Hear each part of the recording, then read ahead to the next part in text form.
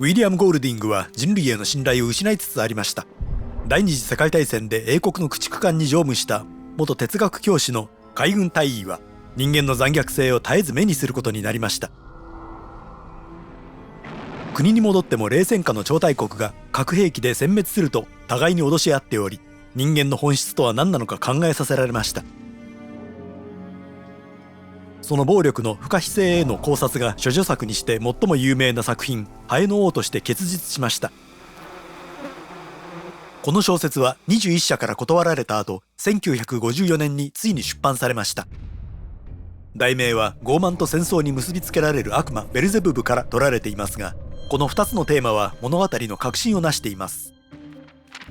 この小説はナンパして未開の孤島に漂流した少年たちの冒険を描く人気ジャンルの暗い風刺になっています。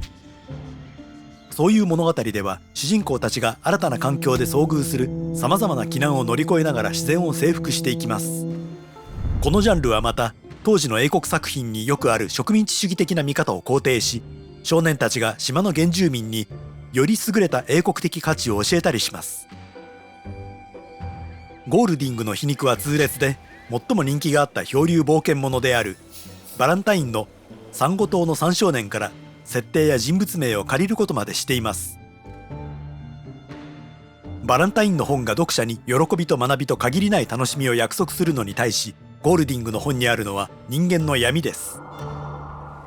ハエの王では少年たちがすでに島にいるところから始まりますが、会話の端々から恐ろしい旅の様子がうかがえます。彼らの飛行機は核戦争の最中に撃墜されています。少年たちは6歳から13歳で互いを知りません。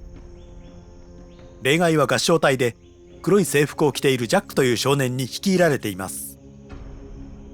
バランタインのサンゴ島の3少年同様に、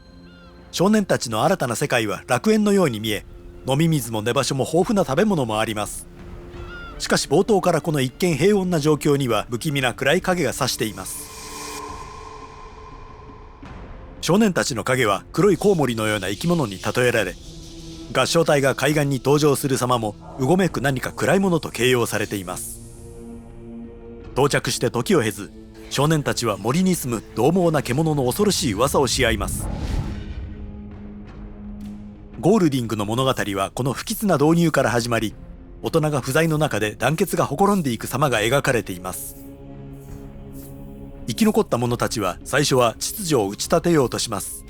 ラルフという少年はホラ貝を吹いてみんなを集めたり作業を割り振ったりします。しかしジャックがリーダーの地位をラルフと争うと、グループはまとまりを失い、少年たちは邪神に身を任せます。富豪の衆と化した子供たちは救助されるための計画も忘れ、わずかな理性の声を押し殺し、ジャックに盲目的に従って島の際へ、そして正気の際へと進みます。その倫理、礼儀、社会に関する普遍的テーマによって文学の名作となったこの小説は、当時の慣習や長く保たれてきた人間性への信頼が風刺されています。漂流冒険者では植民地主義が肯定されることが多いですが、ハエの王はそれを覆しました。原住民を紋切り型の野蛮人として描く代わりに、ゴールディングは天使のような英国の児童たちを野蛮な存在へと変えています。少年たちが島内で争っている間も、外では彼らが島に来る原因となった破滅的な戦争が続きます。少年たちが彼ら自身から救い出せたとしても、一体どんな世界に戻ることになるのでしょう。登場人物たちを特定の場所や時代に結びつけるものはほとんどなく、この小説は時代を超えた生の人間の本性への考察のように感じられます。ゴールディングの暗い見方に賛同しない読者もいるでしょうが、ハエの王には最も楽観的な人さえ不安にさせるものがあります。学びが好きな人ならチャンネル登録を。猫の視点から捉えた世界史からもっと聞き上手になる方法まで、様々なテーマの新しい動画を公開しています。情報を逃さず好奇心を持ち続けましょう。